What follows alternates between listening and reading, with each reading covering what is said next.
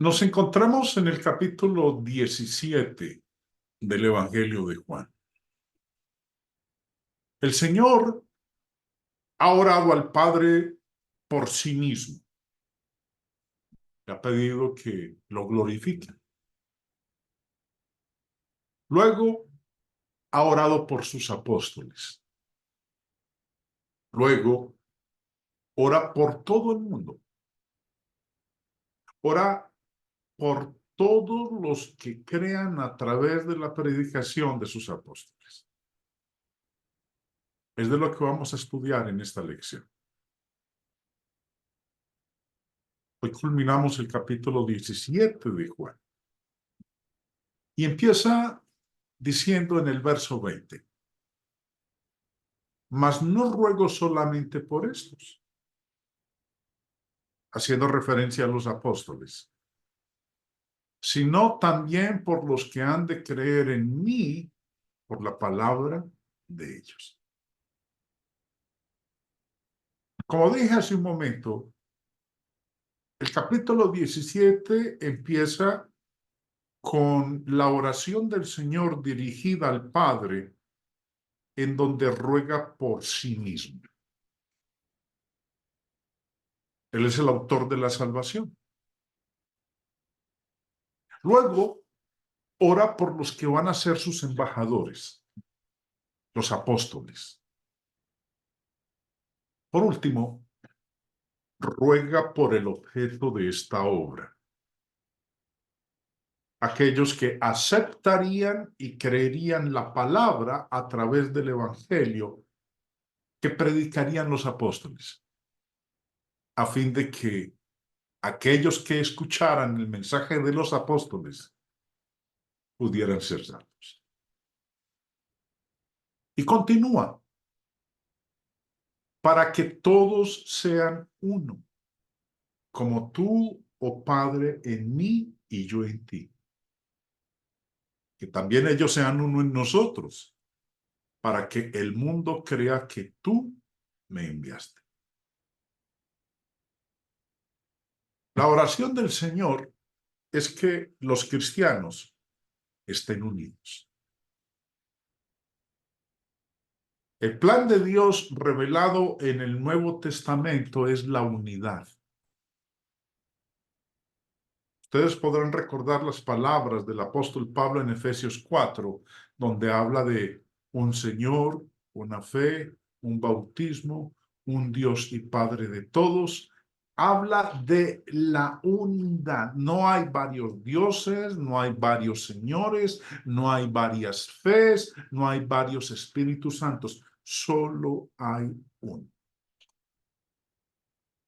El denominacionalismo, o digámoslo con otra palabra, el sectarismo y la división en la iglesia no están aprobados en el Nuevo Testamento. De hecho, se condenan las diferentes doctrinas. El efecto de la unidad es que el mundo crea. Ahí lo dice el Señor en la parte final del verso 21, para que el mundo crea. Sabemos muy bien que el efecto de la división causa incredulidad en algunos y indiferencia en otros. Jesús dice, como tú, oh Padre, en mí y yo en ti. Esto no afirma que la unión entre cristianos deba ser en todos los aspectos semejante a la del Padre y del Hijo, sino solo en los puntos en que son susceptibles de comparación. Que también ellos, dice ahí en el verso 21, en la parte del medio, que también ellos sean uno en nosotros. Estar en Dios y en Cristo es estar unido a Dios y a Cristo. Esa es una expresión común en el Nuevo Testamento. Ahora, una pregunta. Ruega Jesús por la unidad de esta variedad y amalgama de grupos religiosos que existen hoy en día. Muchos grupos están unidos entre sí y se jactan de su unidad, pero la oración de Jesús no tiene nada que ver con la unidad de religiones humanas. Me regreso a la diapositiva anterior y vuelvo y leo el verso 21. Para que todos sean uno. Aquí el Señor no está hablando de grupos religiosos. El Señor no está hablando de todas estas religiones que hay en el mundo. Está hablando de individuos. El Señor aquí no está hablando de la unidad entre religiones humanas. Cristo no oró por la unión de las muchas denominaciones, porque son iglesias establecidas por los hombres. Son estas iglesias no de origen divino, sino de origen humano, en todo sentido, en nombre, en organización, en doctrina, en culto, en obra. En realidad, los proponentes y fundadores de tales iglesias ni siquiera buscan la unidad. No creen que sea posible ni deseable. Cada religión defiende su derecho de existir y de trabajar para su crecimiento. No creen que la doctrina sea la base de la unidad y creen que su organización eclesiástica es cosa insignificante. En cuanto al culto, creen que hay completa flexibilidad y libertad, pues todo grupo simplemente hace lo que le agrada en adoración.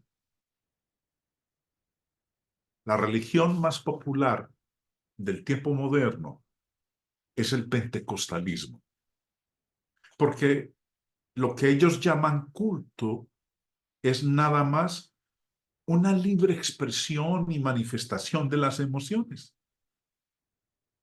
La oración de Jesús en este capítulo no tiene nada que ver con alguna supuesta unidad de tales grupos religiosos.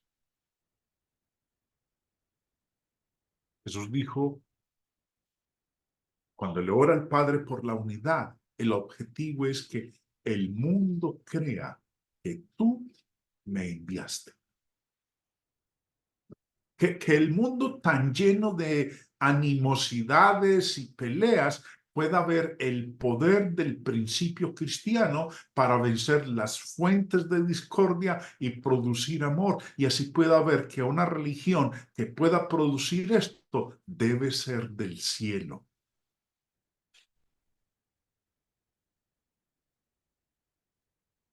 La gloria que me diste, continúa diciendo el Señor en el verso 22, yo les he dado.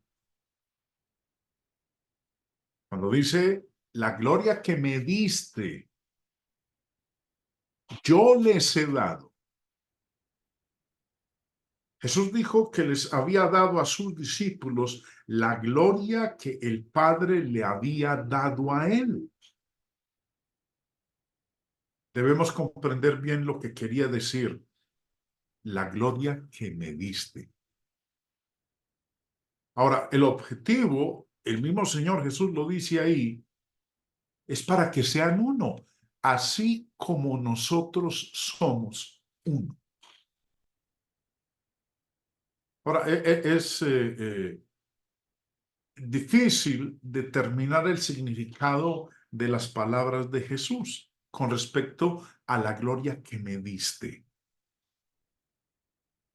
Por eso, si hablamos nosotros o tratásemos de buscar o explicar cuál era la gloria de Jesús, pues entraríamos en el campo de la especulación, el yo supongo, yo me imagino, yo planteo.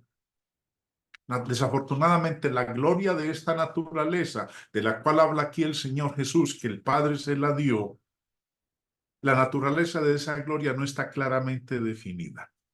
Por eso vamos a dejarlo ahí.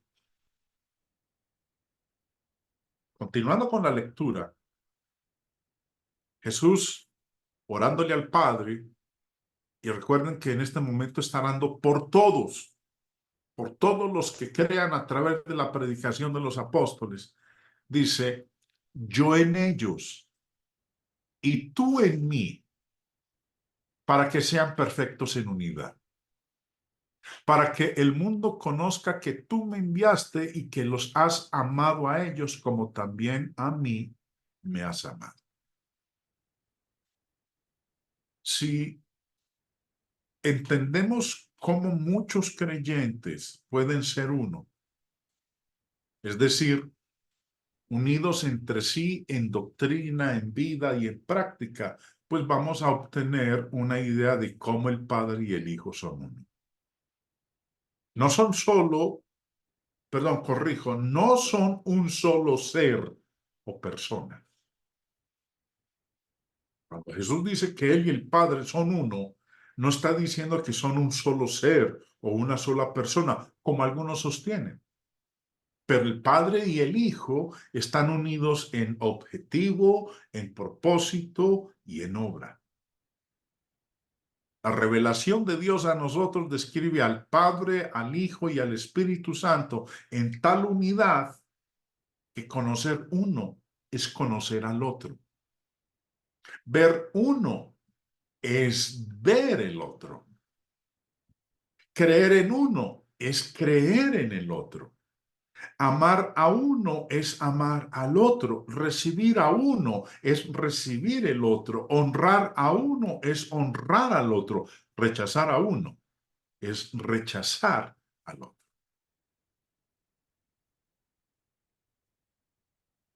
Siguiendo la lectura, y recuerden que esta es la oración que Jesús le está dirigiendo al Padre.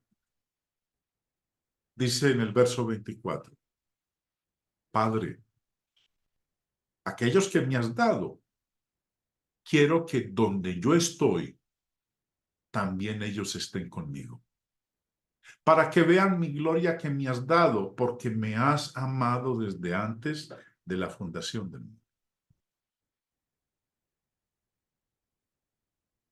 Vamos a detenernos un momentico en este verso 24. Y dice,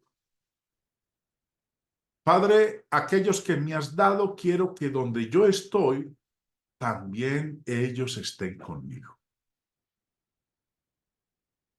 Jesús quiere que todos los creyentes estén con Él en el cielo. Pero particularmente, en este momento, está hablando de sus apóstoles. Aquellos que me has dado. Quiere que ellos estén con Él en el cielo, contemplando su exaltada gloria dada por el Padre, que lo amó incluso antes de que el mundo existiera. Como dice ahí, para que vean mi gloria que me has dado, porque me has amado desde antes de la fundación del mundo. Él quiere que ellos vean su gloria exaltada. Los apóstoles habían visto la gloria de Cristo aquí en la tierra. Pero Jesús quiere que ahorita vean la gloria de Él en el cielo. Esa gloria que Él tenía desde antes de la fundación del mundo.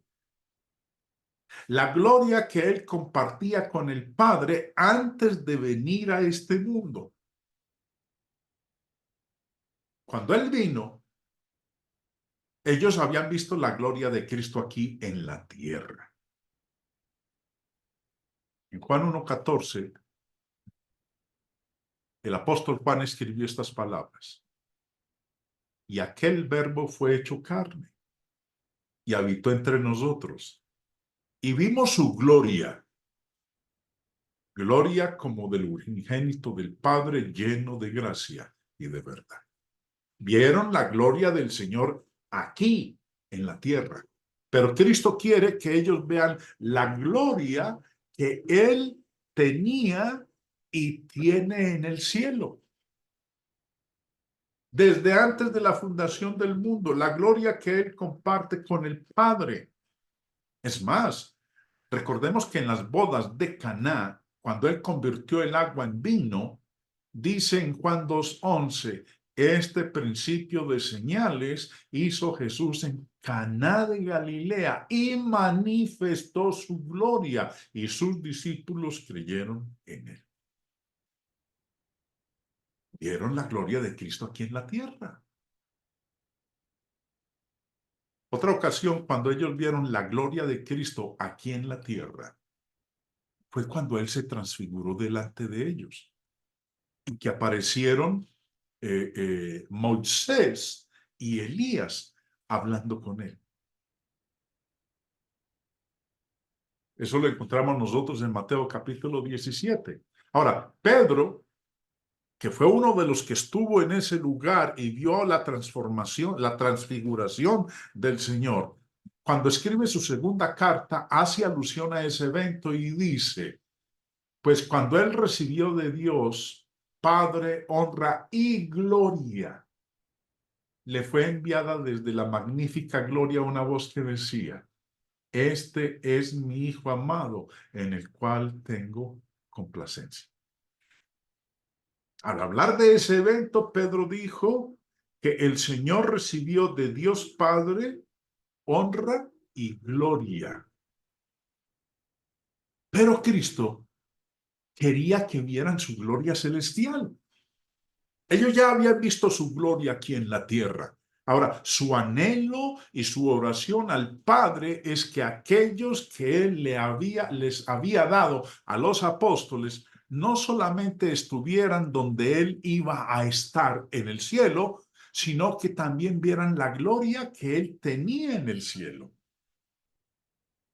Si nos devolvemos en el capítulo 17 de Juan, que es donde nos hallamos, en la oración que él le dirigía al Padre, en donde oraba por sí mismo, le dijo en el versículo 5, ahora pues, Padre, glorifícame tú al lado tuyo, con aquella gloria que tuve contigo antes que el mundo fuese. Cristo quería que vieran su gloria celestial. Continuemos. Verso 25. Padre justo, el mundo no te ha conocido, pero yo te he conocido. Y estos han conocido que tú me enviaste. ¿Qué dijo el Señor? El mundo no te ha conocido. Ahora, cuando habla del mundo, en ese momento está haciendo alusión al pueblo judío, los que rechazaron al Hijo de Dios, que decían conocer al Padre, pero no estuvieron dispuestos a reconocer al Señor Jesucristo. Recuerden que ahorita hablábamos en donde Jesús le oraba al Padre por la unidad de todos, que todos fueran como Él y el Padre son uno. Ver a Jesús era ver al Padre.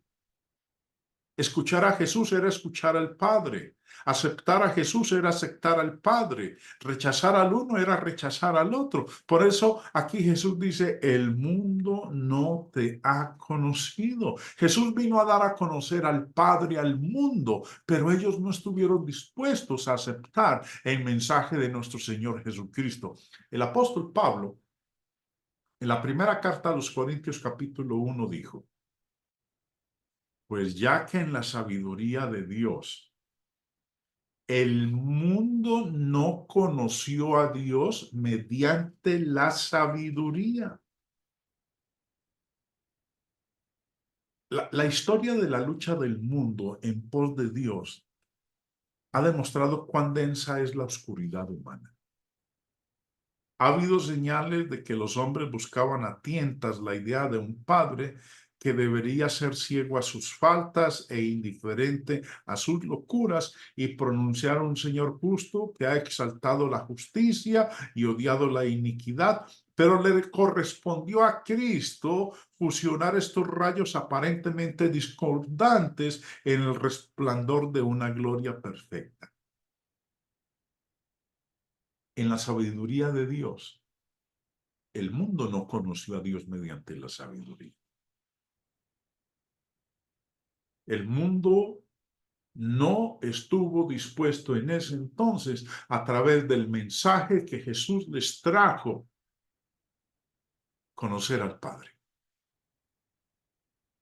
Romanos capítulo 1 habla de cómo la humanidad, el mundo, profesando conocer a Dios, le rechazaron como Dios. Se envanecieron en sus razonamientos y se entregaron a la lascivia. ¿Por qué? Porque en la sabiduría de Dios, el mundo no estuvo dispuesto a conocer a Dios mediante la sabiduría de Dios. El mundo no ha conocido a Dios. Es decir, no ha aprobado la voluntad de Dios y no la ha aceptado, pues rechaza a Cristo como la revelación perfecta de Dios. Por eso, siendo el Padre un Dios justo, los castigará. Luego dice el Señor, pero yo te he conocido. Y él, conociendo al Padre, ¿qué fue lo que hizo? En Mateo capítulo 11, dice el mismo Señor en el verso 27, todas las cosas me fueron entregadas por mi Padre, y nadie ha conocido al Hijo, sino el Padre. Ni al Padre conoce alguno, sino el Hijo, y aquel a quien el Hijo lo quiera revelar. Yo te he conocido. Nadie conoce al Hijo sino el Padre, ni al Padre conoce alguno sino el Hijo. Y estos han conocido que tú me enviaste. Recordemos que está hablando aquí en este momento de los apóstoles, aquellos que el Padre les dio. Dice, estos, mis apóstoles, han conocido que tú me enviaste. Hace apelación al conocimiento que de él tienen los discípulos. En esto se distinguen ellos del mundo incrédulo. Conocer a Cristo y creer en él en medio de un mundo que persiste en la ignorancia y en la incredulidad será ciertamente coronado con una gloria especial. Ahora, ¿cómo conocieron que él había sido enviado por el Padre? Recordemos las palabras de Jesús en Juan 14. Antes de leerlo, los coloco en contexto. Felipe le había dicho o le había pedido a Jesús que les mostrara el Padre, que les mostrara al Padre. Y Jesús le contesta, ¿tanto tiempo hace que estoy con vosotros y no me has conocido, Felipe? El que me ha visto a mí, ha visto al Padre. ¿Cómo pues dices tú, muéstranos al Padre? ¿No crees que yo soy en el Padre y el Padre en mí? Las palabras que yo os hablo no las hablo por mi propia cuenta, sino que el Padre que mora en mí, Él hace las obras. Verme a mí obrando es ver al Padre obrando. Verme a mí hablando es ver al Padre hablando. Estos han conocido que tú me enviaste. Devolviéndonos ahí, en el capítulo 17, en el mismo contexto, Jesús ha dicho previamente en el verso 8 lo siguiente: porque las palabras que me diste les he dado, y ellos las recibieron. Recuerden, está haciendo referencia a los apóstoles. Por eso dice en el verso 25, y estos han conocido que tú me enviaste. Ahora, versículo 8, porque las palabras que me diste les he dado, y ellos las recibieron, y han conocido verdaderamente que salí de ti, y han creído que tú me enviaste.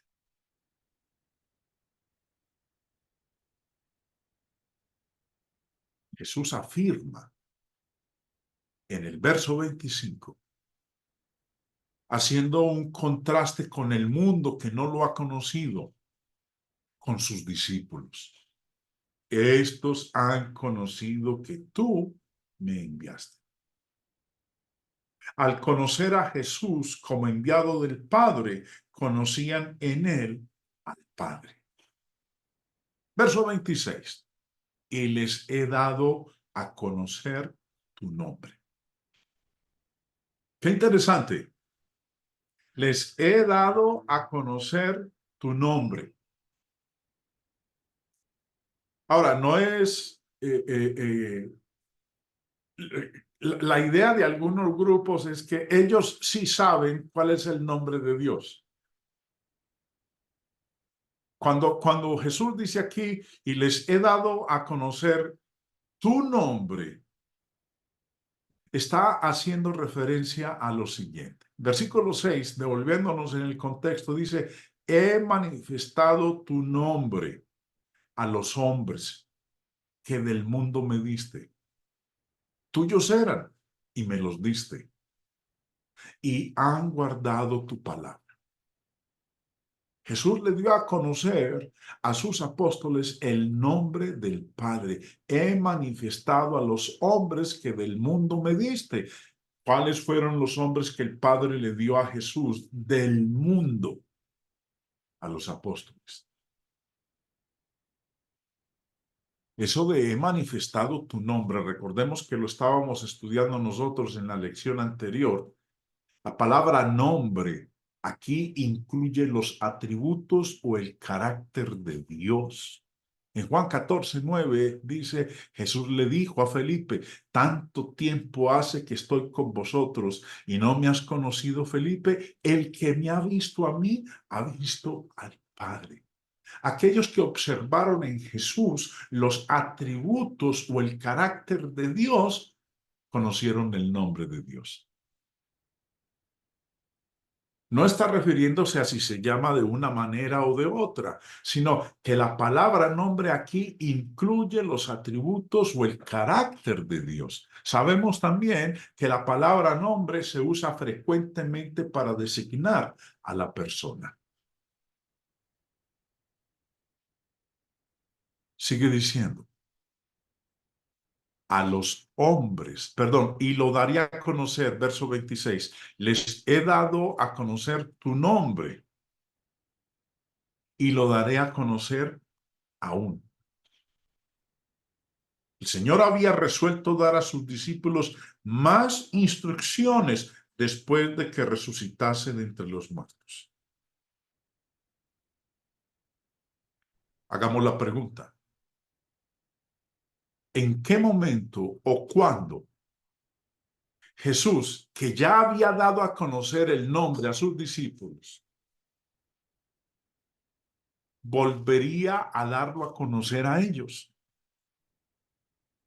Muy sencillo.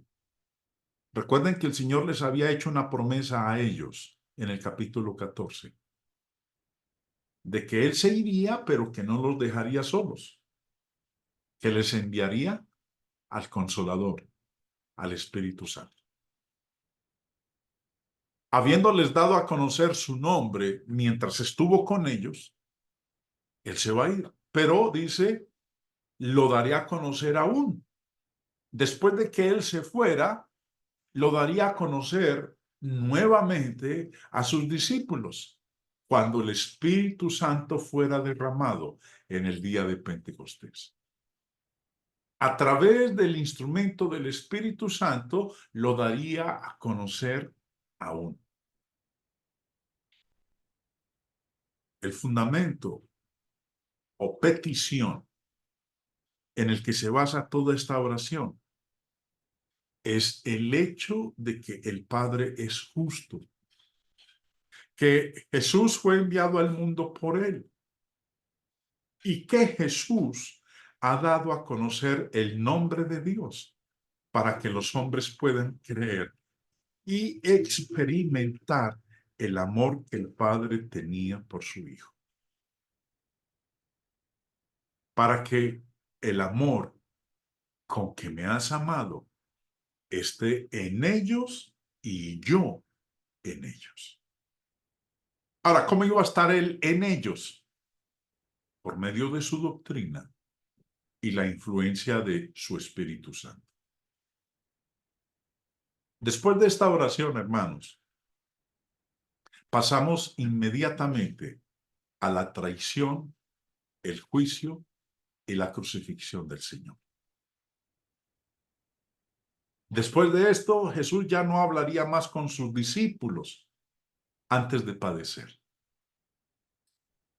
Es maravilloso y precioso recordar que inmediatamente antes de aquellas terribles horas, sus últimas palabras no fueron de desesperación, sino de gloria.